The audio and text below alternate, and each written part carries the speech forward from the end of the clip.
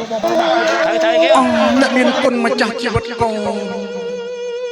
ពេលនេះចិត្តរបស់យើងត្រូវមានខ្មាំងឃ្លានពៀនទន្ទ្រានយកទឹកដីរបស់យើងហើយពេលនេះកូនត្រូវក្រាបថ្វាយបង្គំលាអ្នកមានគុណដើម្បីទៅសមរភូមិមុខការពារទឹកដីការពារជាតិរបស់យើងប្រពន្ធសម្លាញ់ចូលអូនថែកូនឲ្យបានល្អចុះពេលដែលបងបណ្ដេញខ្មាំងសត្រូវចាក់ចេញផុតកាលណាហើយបងត្រឡប់មកជួបអូនវិញចាក់ជាមិនខាន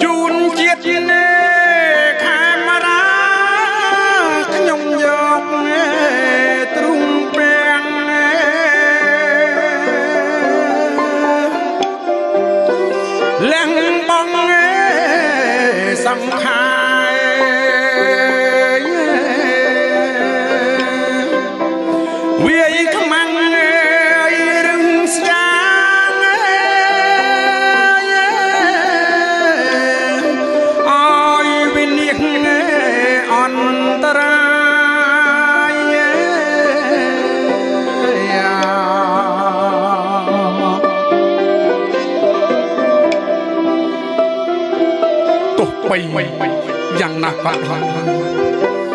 ខ្ញុំត្រូវតែខំតស៊ូដើម្បីជាតិដើម្បីទឹកដីរបស់ខ្ញុំ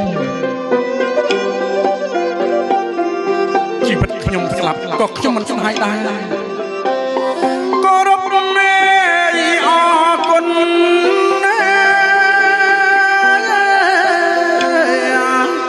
អ្នកសមរភូមិក្រៅ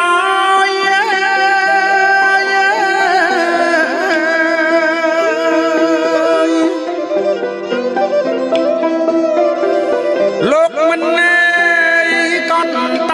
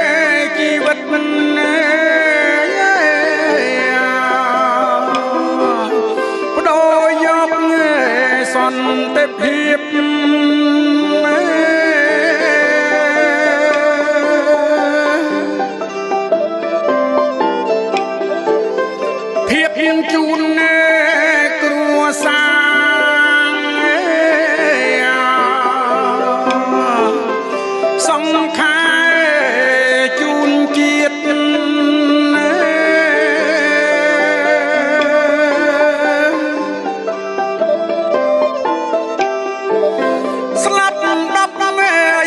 ដងទៀតនេះ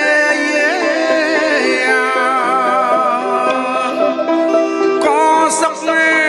ចិត្តណែ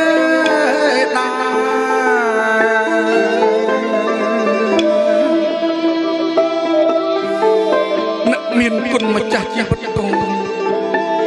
ប្រពន្ធសំឡាញ់មងលាអូនសន្ហា